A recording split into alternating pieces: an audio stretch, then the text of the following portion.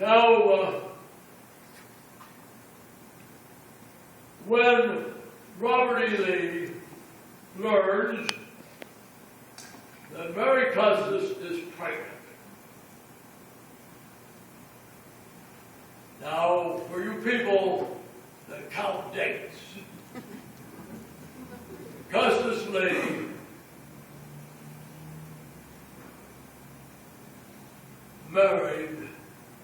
Custis Lee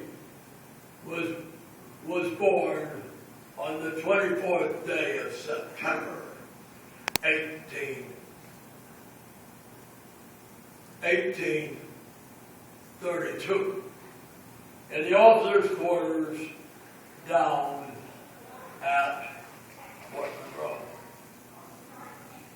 To show you there's no hanky-panky, they're married on the 30th of June, 1831. So they've been married 14 months when Custis is born. So Custis goes, and I would argue that if Custis was alive, Lee would have not joined the South. Because he was a great admirer of his father-in-law. So, Mr. Custis, who opposed the marriage of his only daughter, will tell Robert E. Lee, if you'll name your first-born son for me, he will inherit the Arlington estate. So Lee never owns the Arlington estate because when Custis dies in the late winter of 57, Lee is stationed in Texas as Lieutenant Colonel of the 2nd U.S. Cavalry. And he's named the executor of Custis' estate, which is going to keep him in Virginia and away from his regiment until January 1860, settling the estate, because Custis is land rich, but money poor. And it's easy to deal with the three boys, because they're each going to inherit one of Custis' estate. George Washington Parke Custis gets Arlington.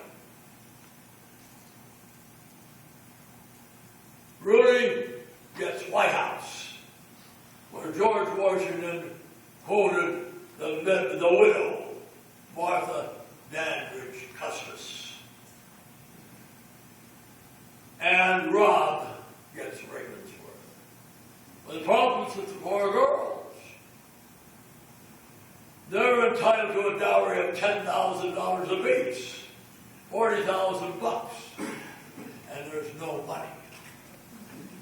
So Lee is going to, as administrator, has got big problems, because the 105 slaves on the estate know that according to Custis' will, they're to be manumitted within 5 years of Custis' death. And they're not going to be manumitted in 5 years of Custis' death, because Lee is trying to put it on to a paying problem, a paying way. So Lee will go back to duty, and undoubtedly Lee's path crossed with James Jackson, because who's in charge of the party that storms the engine house at Harper's Ferry on the 18th day of October, Robert E. Lee. So the Lee resigns his commission and leaves on the 22nd for Richmond, where he becomes Commander-in-Chief of the Virginia Army and Navy.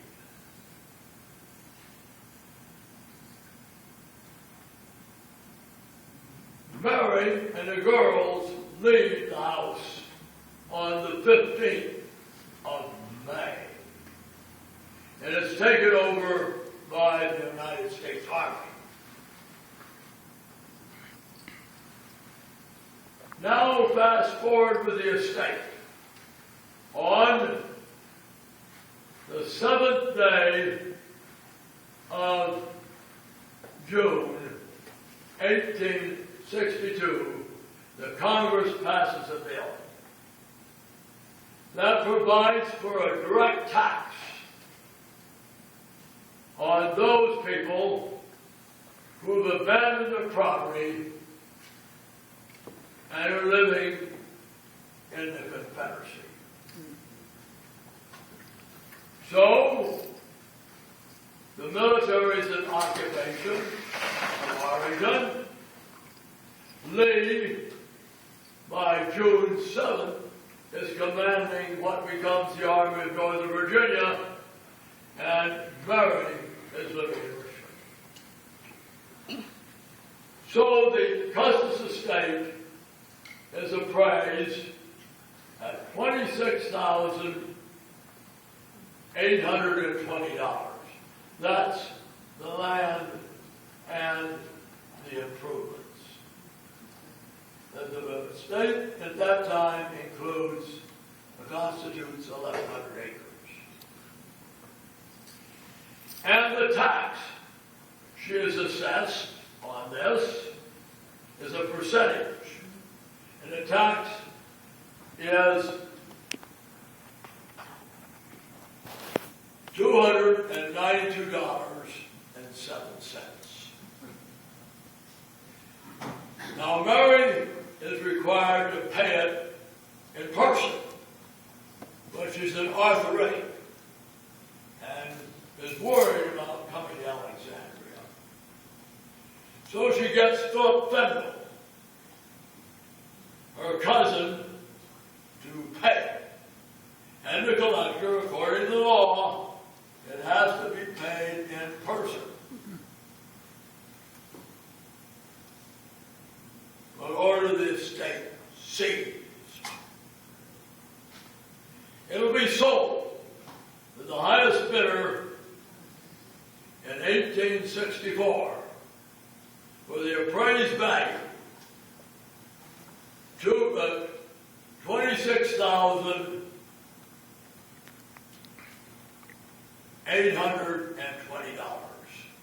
There's only one bidder, the United States government.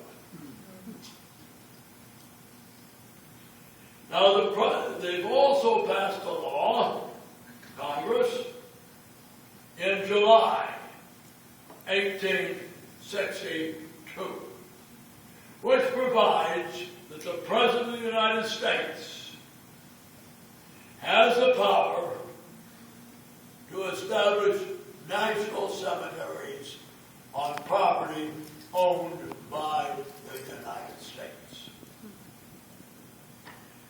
So, the two national cemeteries are getting filled in the Washington area. The one in Alexandria and the one out by the Soldiers' Home. And Secretary War Stanton, this man that has real goat hands, is going to send a message to the Quartermaster General of the United States, the man responsible for administration of national cemeteries. That is Montgomery Meigs, born in Georgia, a West Point graduate, but had remained loyal to the Union.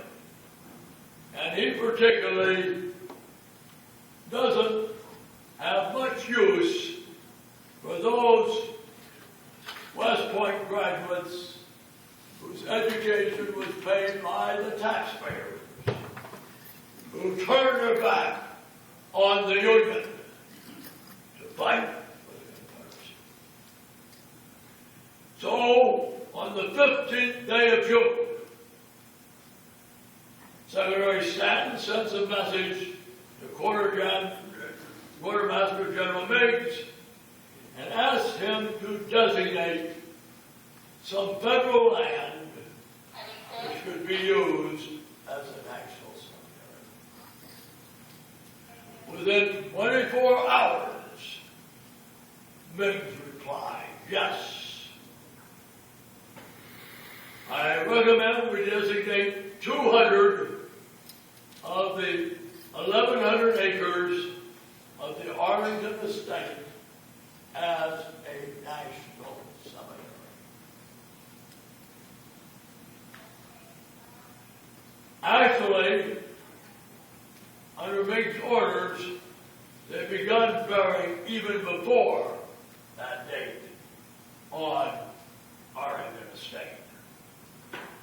The earliest interment there is in early May 1864, close to the Carolina in Iwo Jima. Meigs is up there in mid-August,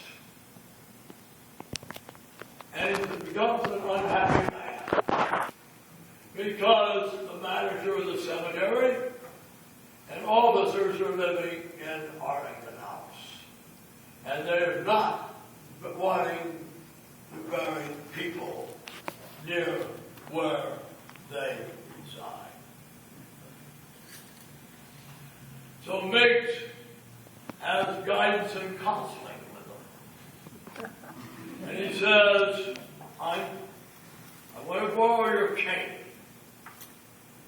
And I'm going out and I mark where I want the next group of bodies to be buried.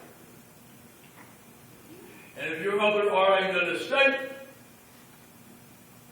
they're about 15 yards from the east wing of the Arlington House, on the boundary of Mrs. Lee's Rose Garden. Count them. They're 27 grade, 26. And they're buried there. They're still there. If Meigs goes back. It's a good idea. Now, the largest ossuary military in the United States is in Arlington Cemetery. In 1866, Meigs has the ossuary built in Mrs. Lee's Rose Garden. In the ossuary, there's a monument. We're informed you that the remains of 2,111 Union soldiers unknown. They'll also erect the colonnade of honor with 11 columns for Civil War heroes and one for Big George. So we have Arlington Estate by the 1860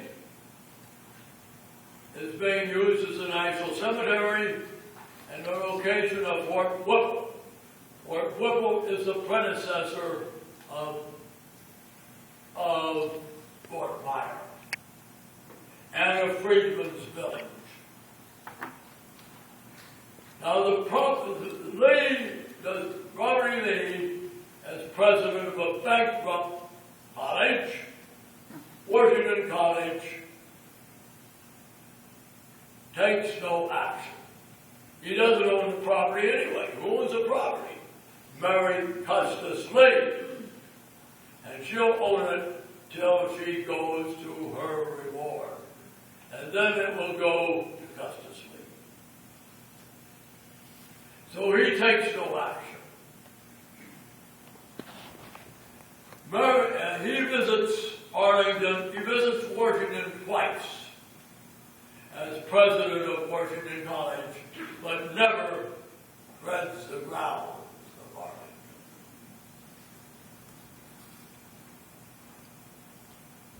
Arlington. His wife visited in the last months of her life, and one of the slaves will bring her a drink of water. She will die in November 1873. And of course, the property goes to Custis. Custis had been on the faculty of BMI when he succeeds his father as president of Washington College, which will become Washington and Lee. In 1882, Custis Lee, in the courts, were being sued against the United States government for an illegal taking of the Arlington estate. It'll go through the courts and reach the Supreme Court in 1884. At that time, there were 22,000 Union internments on the grounds, not counting the 2,100 unknowns and the ossuary. The Supreme Court, by a vote of 5-4, will rule an illegal taking by the government. That it overstepped its authority in specifying that Mrs. Lee would have to pay the tax in person. So Custis decides, I'm not going to enter suit of eviction against the United States. Think of the ill will that we created on the disinterment of the Union debt.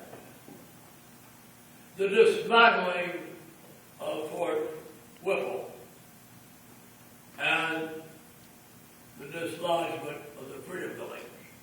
Unfortunately, because of what we know of politics,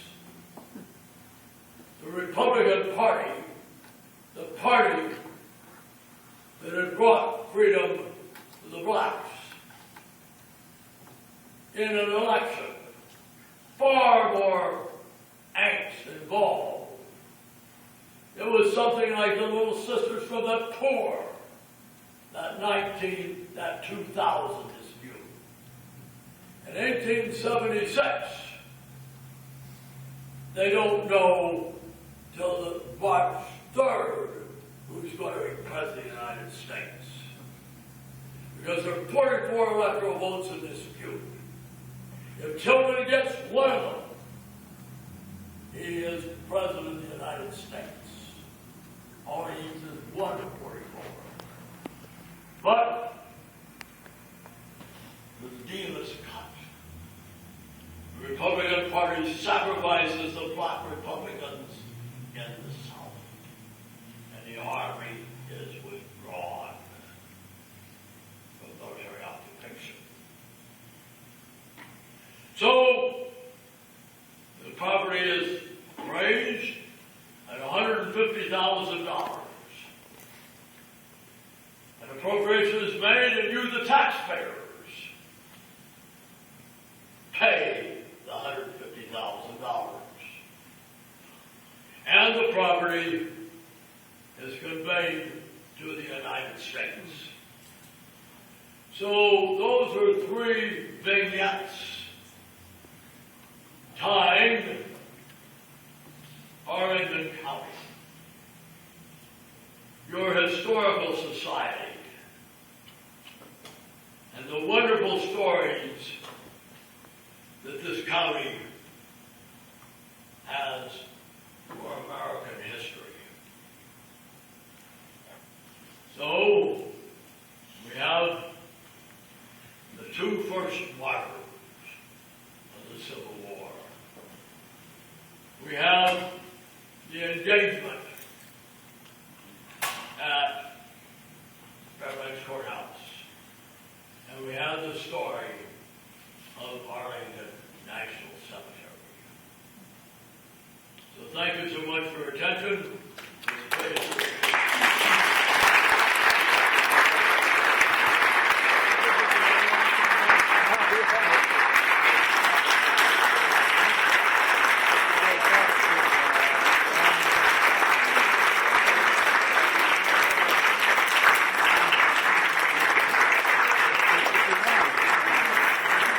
This is indeed one of Arlington's living treasures, and you've just gone through an experience that few people have a chance to witness in person. We have a very special gift. I'd just like to hold your attention for just 2 more minutes. I know it's late, but the Arlington Historical Society, as far as I know, has never done this in the past. This is a first. We would like to present Mr. Bars with a Lifetime Achievement Award. The Arlington Historical Society honors and recognizes Mr. Edwin C. Bars for his contributions to perpetuating and promoting the great history of Arlington County, June 18, 2012. Thank you very much.